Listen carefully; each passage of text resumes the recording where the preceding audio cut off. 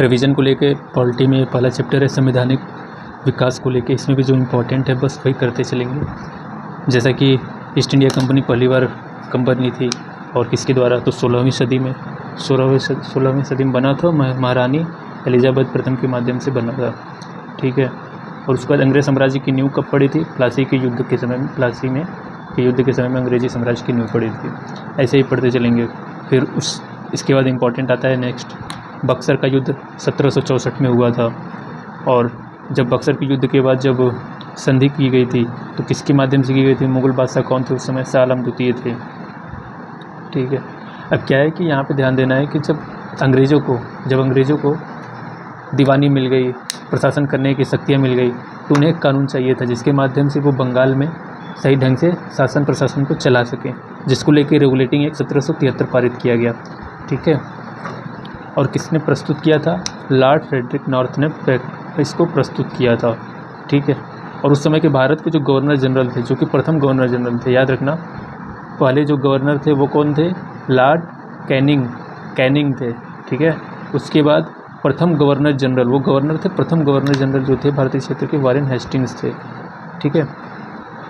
उसके बाद 1773 के द्वारा क्या क्या हुआ था, ये सब चीज़ें जल्दी जल्दी हम लोग करते चलेंगे कि 1773 रेगुलेटिंग एक्ट के माध्यम से जो भी प्रशासनिक और राजनीतिक कार्यों की मान्यता मिली, जो ब्रिटिश पहले तो कंपनी द्वारा की जाती थी, लेकिन अब ब्रिटिश मंडल द्वारा जो भी कंपनी के प्रशासन तथा राजनीतिक कार्य थे उसको मान्यता दी गई और भारत में केंद्रीय प्रशासन की नींव रखी गई 1773 में। यहाँ भी ध्यान देना कि जो द्वैत प्रशासन था, कैनिंग ने शुरू किया था, लॉर्ड हेस्टिंग्स वहाँ पे ख़त्म कर देता है। ठीक है। उसके बाद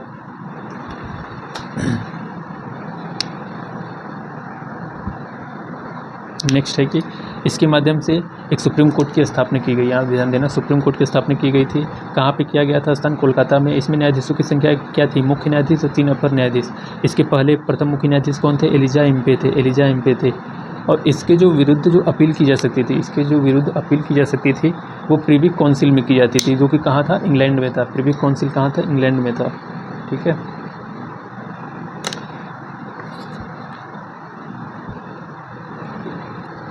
नेक्स्ट आगे बढ़ते हैं।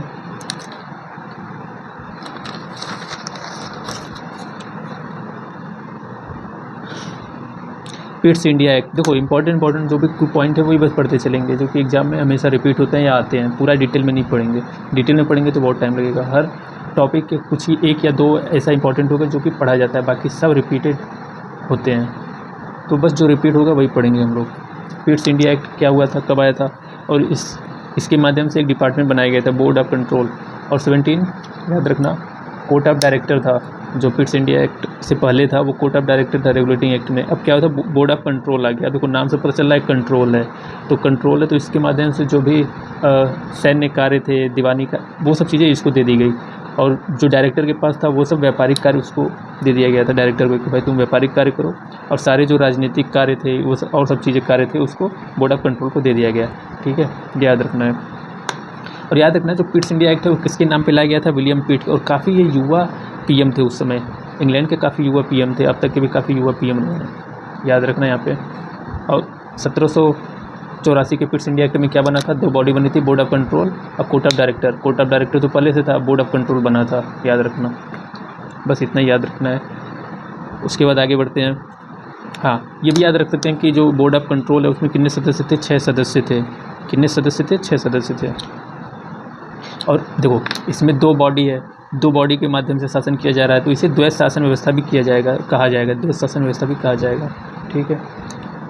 अब नेक्स्ट है, आगे बढ़ते हैं। और इसमें कुछ चीज़ें और भी ध्यान दिया जाएगा कि जो 1773 के जो रेगुलेटिंग एक्ट था उसमें जो गवर्नर जनरल थे उसके परिषद की स्थापना की गई, जिसमें 4 सदस्य थे। लेकिन अब क्या कर दिया गया, 4 से जो सदस्यों की संख्या 3 कर दी गई, 4 से सदस्यों की संख्या 3 कर दी गई।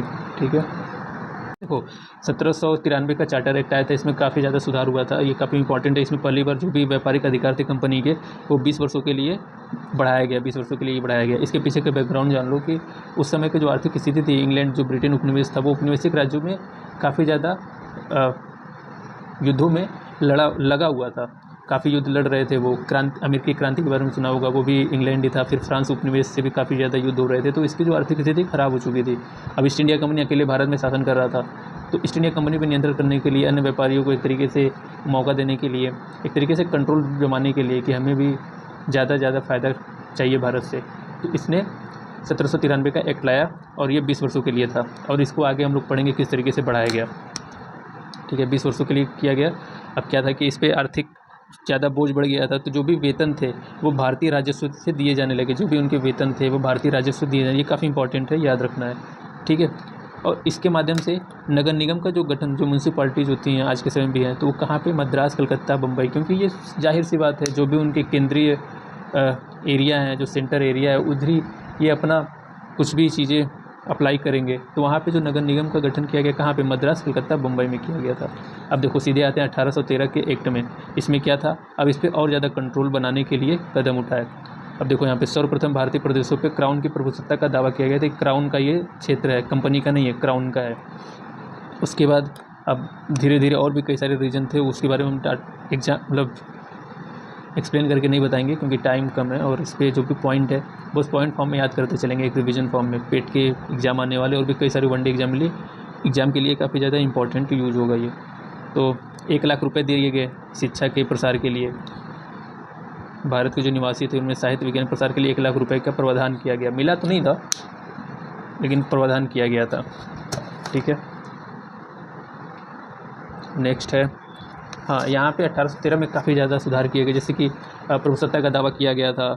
उसके बाद कंपनी का जो व्यापारिक एकाधिकार था, व्यापारिक एकाधिकार समझो तो मतलब कि भारत में सिर्फ ईस्ट इंडिया कंपनी की मर्जी चलेगी और कोई नहीं चलेगा, सिर्फ ईस्ट इंडिया कंपनी आएगी, कोई और कंपनी इंग्लैंड की नहीं आएगी।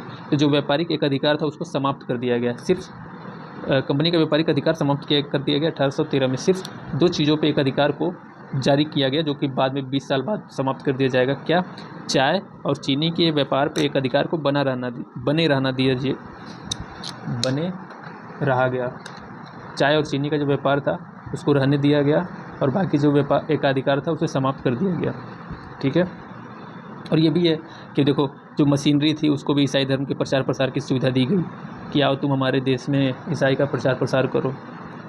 ठीक है, तो इम्पॉर्टेंट 1813 में क्या क्या किया गया था, संप्रभुता की दावा की गई थी, और 20 वर्षों के लिए और बढ़ा दिया जाएगा। ये चीनी और चाय का जो एक अधिकार है इसको रहने दिया गया, बाकी जो कंपनी का एक अधिकार था इसको समाप्त कर दिया गया। मतलब कि इंग्लैंड की और भी जो सारी कंपनियाँ हैं वो भारत में आके अपना व्यापार करेंगी। अब 1833 में क्या किया गया था कि जो भी निःशुल्क व्यापार को भारत में लागू कर दिया गया। जो सारे जो व्यापार थे चीनी के, चाय के, ये सब चीज़ों को समाप्त कर दिया गया। और कंपनी, अब क्या है कि कंपनी को सिर्फ अब प्रशासनिक निकाय बना दिया। जाहिर सी बात है कि पहले व्यापारी का एक अधिकार था तो व्यापार में पूरा नियंत्रण था। अब सभी को लिए व्यापार खोल दिया गया, बहुत सारी कंपनियां आ रही हैं भारत में व्यापार करने, तो अब उसे सिर्फ प्रशासनिक निकाय बना दिया गया। ठीक है, भारत का प्रथम गवर्नर जनरल, अब क्या था कि बंगाल का गवर्नर था, भारत का प्रथम गवर्नर जनरल कौन होगा, विलियम बेंटिंक। ये एग्जाम में बार बार रिपीट होता है, लॉर्ड विलियम बेंटिंक। ठीक है, अब क्या था कि ब्रिटिश जनता जो थे बिना लाइसेंस के भारत में भूमि खरीद सकते थे। इसके माध्यम से ये भी शक्ति दी गई कि जो ब्रिटिश जनता थी बिना लाइसेंस के भारत में भूमि खरीद सकती है। ठीक है, उसके बाद नेक्स्ट है कि एक नए विधि आयोग की नियुक्ति की व्यवस्था की गई, जो कि कौन थे, लॉर्ड मैकाले, जो कि आगे हम लोग पढ़ेंगे। शिक्षा व्यवस्था में इनका बहुत ज़्यादा प्रभाव था। नए विधि सदस्य के रूप में इनकी नियुक्ति पाने वाले प्रथम सदस्य थे, कौन थे, लॉर्ड मैकाले। और 1833 के माध्यम से दास प्रथा को अवैध घोषित किया गया, और उसी समय में आप लोगों ने पढ़ा होगा कि सती प्रथा को भी इस तरीके से ख़त्म किया गया था। अब सीधे आते हैं 1853 का चार्टर एक्ट। ठीक है, अब इसमें कुछ और सुधार किए गए। देखो ये सब जो चार्टर एक्ट लाए जाते हैं वो समय के अनुसार लाए जाते हैं कि पुराने चार्टर एक्ट में कुछ कमियां रही हों, फिर उसको नए सुधार करके नए एक्ट लाए गए। और यहाँ ध्यान देना, ये भी चार्टर एक्ट बन के आते थे, भारतीयों के विकास के लिए नहीं आते थे, ये अंग्रेज़ों के लिए आते थे कि जो ब्रिटेन के जो वहाँ के शासक थे वो किस तरीके से ज़्यादा लाभ कमा पाएँ, भारत का ज़्यादा शोषण कर पाए, उसलिए लाते थे वो। इनका ये ध्यान नहीं था कि भारत में सुधार करना है, कुछ और करना है, बिल्कुल भी नहीं था। ये अपने लाभ के लिए लाते थे, अपने जो भी स्वार्थ थे उसको पूरा करने के लिए लाते थे। ठीक है, अब देखो ये जो गवर्नर जनरल का परिषद का सदस्य था स्टार्टिंग में याद रखना 1773 में हम लोग पढ़े थे ना, वो अब कुल 12 कर दिया गया यहाँ पे। ये तो एग्जाम में आता नहीं है बट ध्यान रख लो, अब क्या किया गया, ये जो विधि सदस्य था इसको पूर्ण सदस्य का दर्जा दे दिया गया, जो कि पहले टेम्परेरी था, पूर्ण सदस्य इसको शामिल कर लिया गया। ठीक है। अब कार्यपालिका और विधायी शक्तियों के पृथक्करण 1853 में सर्वप्रथम प्रयास किया गया, याद रखना।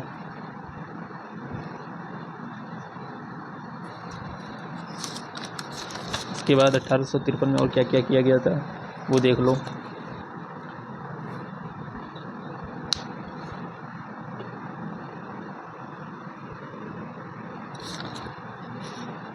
इसमें तो कुछ और इम्पोर्टेंट नहीं है।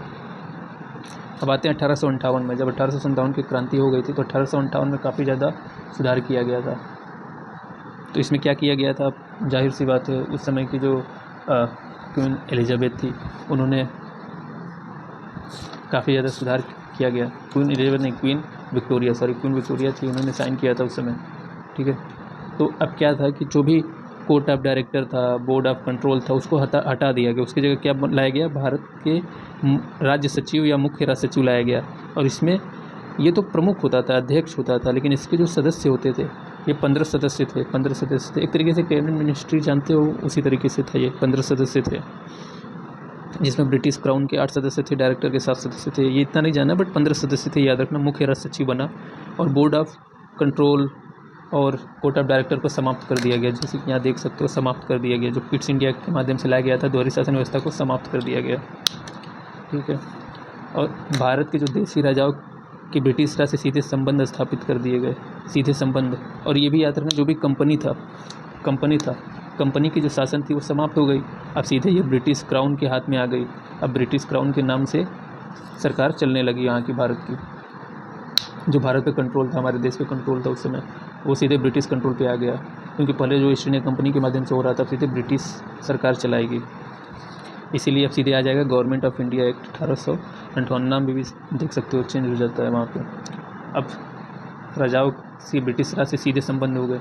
सीधे संबंध मतलब पता ही है, कंपनी हटा दी गई तो सीधे संबंध स्थापित हो जाएंगे। ठीक है, बस इतना ही इम्पोर्टेंट है। और उस समय कौन थे, गवर्नर जनरल लॉर्ड डलहौजी थे। उस समय लॉर्ड डलहौजी थे, याद रखना। जो भी एक्ट हम लोग पढ़ते हैं उस समय के जो भी गवर्नर जनरल थे उसका याद कर लेना है। भारत के गवर्नर जनरल कौन थे, बंगाल के गवर्नर जनरल कौन थे। अभी आगे पढ़ेंगे हम लोग कि भारत के पहले वायसराय कौन थे। तो ये सब चीज़ें जब पढ़ो तो इस पर भी ध्यान देना है। ठीक है। नेक्स्ट हम लोग पढ़ते हैं 1861 का इंडियन काउंसिल एक्ट। इसमें क्या था कि अब क्या, जाहिर सी बात है 1857 की क्रांति शुरू हो गई थी तो भारतीयों को शामिल करना ही था, एक तरीके की छोटा मोटा वादा करना। तो एक तरीके से भारतीयों को प्रारंभ किया गया, उन्हें प्रांतीय विधानसभाओं में विधि बनाने का अधिकार भी दिया गया। 1861 में धीरे धीरे शामिल किया गया।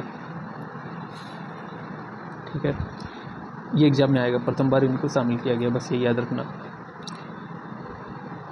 और इस समय पता है ये चुनाव उतना होता नहीं था, प्रत्यक्ष निर्वाचन नहीं था, अप्रत्यक्ष था। तो मनोनीत कौन करेगा, वायसराय ही करेगा, क्योंकि सबसे बड़ा पावरफुल यही था, वायसराय ही करेगा। प्रथम वायसराय कौन था, डलहौजी ही था। ठीक है, अब नेक्स्ट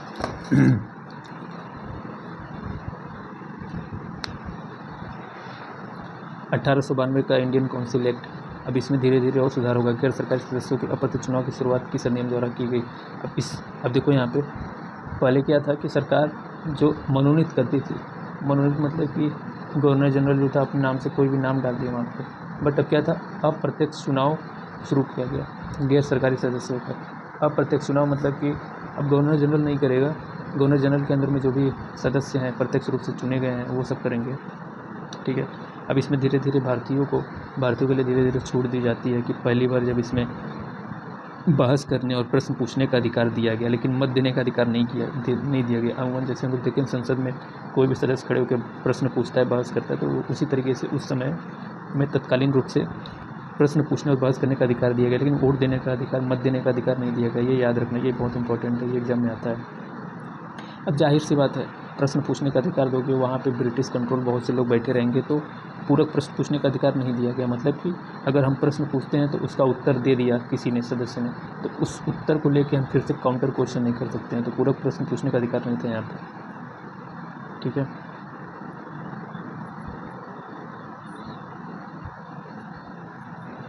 अब मार्ले मिंटो सुधार अधिनियम। मार्ले मिंटो क्यों, मार्ले भारत सचिव थे, मिंटो जो थे उस समय के वायसराय थे। मार्ले मिंटो सुधार एक्ट 1909, ये याद रखना, काफ़ी इंपॉर्टेंट है। कुछ कुछ एक्ट हैं जो बार बार रिपीट होते हैं। 1858 हुआ, 1909 हुआ, 1919, 1935, ये इंपॉर्टेंट है। और जो स्टार्टिंग का जो है रेगुलेटिंग और पिट्स इंडिया एक्ट है वो होगा, तो इसको अच्छे से रट डालना।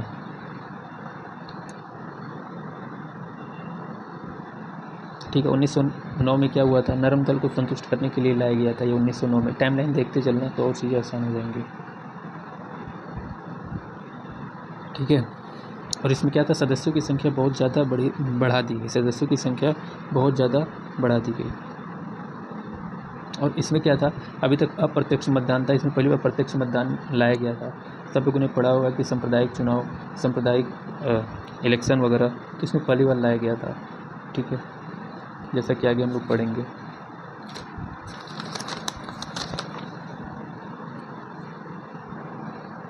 पहली बार यहाँ पे जो सांप्रदायिक मतलब मुसलमानों के लिए जो भी चुनाव थे वो सिर्फ मुसलमान ही दे सकते थे, जो भी इलेक्शन होता था सिर्फ मुसलमान ही दे सकते थे, तो वो लाया गया था।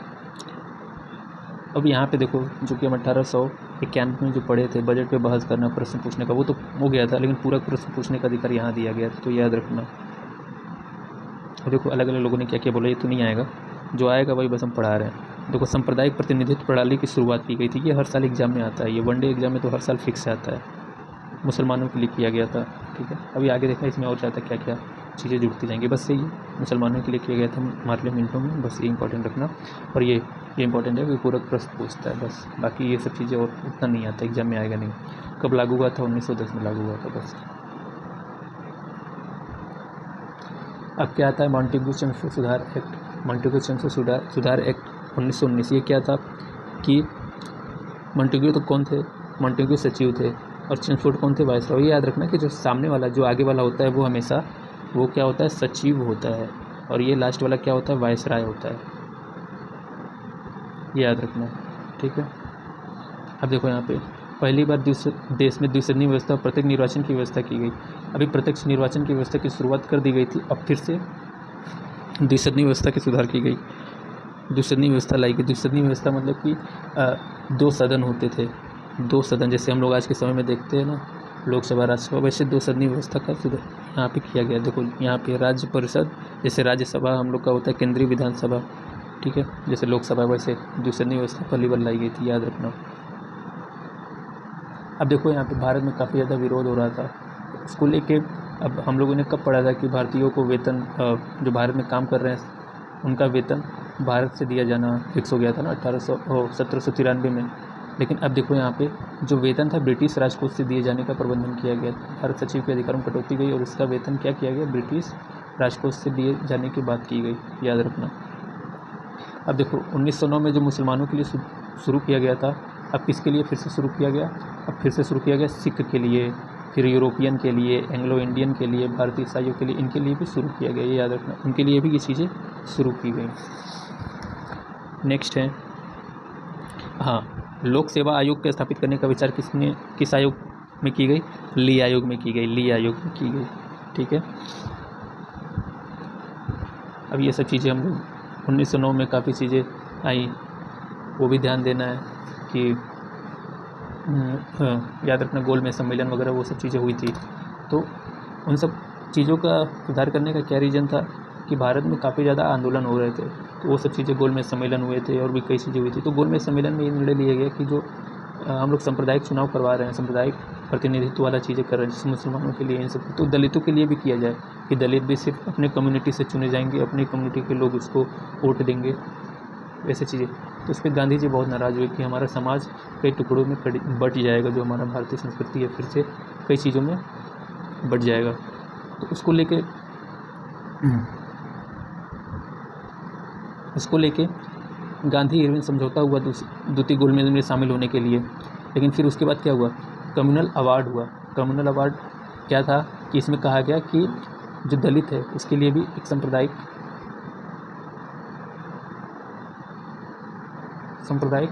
चुनाव का व्यवस्था की जाएगी, जिसको लेकर पुनः समझौता किया गया गांधी जी और अन्य नेताओं के बीच में, अम्बेडकर थे और कई लोगों के साथ।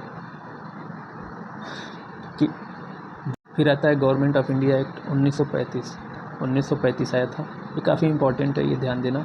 और एग्ज़ाम में हर साल आता है। इसका मुख्य उद्देश्य क्या था? संघीय ढांचे की स्थापना करना था। इसमें कितनी सूचियाँ थी? जैसे कि आज के हमारे संविधान में 3 सूचियाँ, वैसे उस समय की 3 सूचियाँ थी। यहाँ ध्यान देना, 3 सूचियाँ थी: संघ सूची, राज्य सूची, समवर्ती सूची।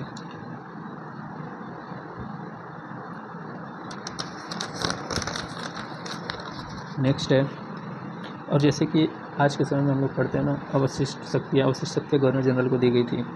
ठीक है। अब प्रांतीय स्वायत्तता लागू कर दिया गया था। प्रांतों में 2 शासन समाप्त कर उत्तरदायी सरकार बनाना था। प्रांतीय स्वायत्तता मतलब कि जो द्वैत शासन था, द्वैत शासन मतलब कि 2 लोग मिलकर शासन कर रहे थे, उसको हटा दिया गया। उसको जगह पे एक उत्तरदायी सरकार बनाना था। प्रांतों की बात की गई है यहाँ पे। ठीक है। 1935 में अब केंद्र में द्वैत शासन की स्थापना की गई थी। द्वैत शासन मतलब कि 2 लोग शासन करते थे। संरक्षित और हस्तांतरित विषय क्या होते थे, उस पर ध्यान देना। संरक्षित मतलब उसको रखा जा रहा है, संरक्षित किया जा रहा है, तो मतलब कि वो किसके हाथ में होगा? वो गवर्नर जनरल के हाथ में होगा, तो संरक्षित। हस्तांतरित मतलब कि हस्तांतरित किए जा रहे हैं, तो जो भी विधानसभा जो इस समय की जो केंद्रीय विधान परिषद थी और भी चीज़ें थी, उसके माध्यम से जो चुने हुए सदस्य थे वो हस्तांतरित विषयों पर जवाब देते थे और भी चीज़ें करते थे, काम करते थे। और संरक्षित विषय पे कौन करेगा काम? उस पर गवर्नर जनरल करता था। अब कौन कौन से संरक्षित विषय थे? प्रतिरक्षा, विदेशी, धार्मिक, ये सब चीज़ें। हस्तांतरित विषय शिक्षा, स्वास्थ्य, ये सब चीज़ें हो गई, ये याद रखें। अब RBI का स्थापना, ये बहुत इंपॉर्टेंट है, हर साल एग्जाम में रिपीट होता है। 1935 में की गई थी। संघीय कोर्ट की स्थापना की गई थी, जिसमें 1 और मुख्य न्यायाधीश 6 थे, याद रखना ये। ठीक है। पहली बार 6 प्रांतों को द्विसदनी बनाया गया था, ये याद रखना। और वर्मा को भी इसी में अलग कर दिया गया था। ठीक है। जैसे कि हम लोग पॉलिटी में पढ़ते हैं कि धन विधेयक को केवल निम्न सदन में पेश कर सकते हैं, तो सेम वही कॉन्सेप्ट यहाँ भी था।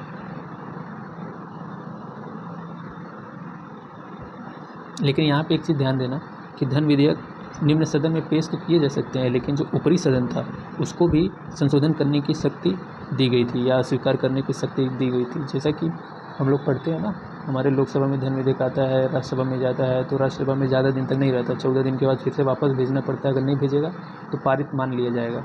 सेम चीज़ वही था, बट यहाँ था कि राज्यसभा को भी, जो उस समय की जो उच्च सदन था, ऊपरी सदन था, उसको भी सेम शक्तियाँ प्राप्त थी कि निम्न सदन के सामान्य संशोधन कर सकता था, अस्वीकार कर सकता था। और संयुक्त बैठक गवर्नर जनरल बुलाता था और गतिरोध को दूर करता था, जैसा कि हम लोग अपने संविधान में भी पढ़ते हैं, संविधान जो लिखा गया उसमें भी पढ़ते हैं। तो देखोगे कई सारी चीज़ें कॉमन मिलेंगी, इसलिए हम लोग कहते हैं कई बार कि जो भारत का संविधान है वो 1935 का कुछ कॉपी पेस्ट माना जाता है। ठीक है। जैसे कि यहाँ देख रहे हो, बर्मा और अदन को अलग किया गया भारतीय क्षेत्रों से। भारत की जो वर्मा था, म्यांमार था, और अदन की खाड़ी थी, उन सबको अलग किया गया। और जो भी प्रांत था, जैसे सिंध और उड़ीसा का निर्माण किया जाता था। उड़ीसा जो बंगाल के क्षेत्र में आता था उसको अलग किया गया। फिर सिंध उधर जो आता था पंजाब के क्षेत्र में, उसको अलग किया गया। इन सब चीज़ों को अलग किया गया, याद रखना, ये एग्जाम में बार बार रिपीट होता है। ठीक है। और नेक्स्ट पढ़ते हैं। अब ये अंतिम अधिनियम था, भारत में सबसे अंतिम अधिनियम था भारत स्वतंत्रता अधिनियम 1947। इसमें क्या किया गया? वायसराय तथा मुख्य सचिव का पद को समाप्त कर दिया गया। जाहिर सी बात है, अंतिम अधिनियम में इसको पद को समाप्त कर दिया गया था। तो इस अधिनियम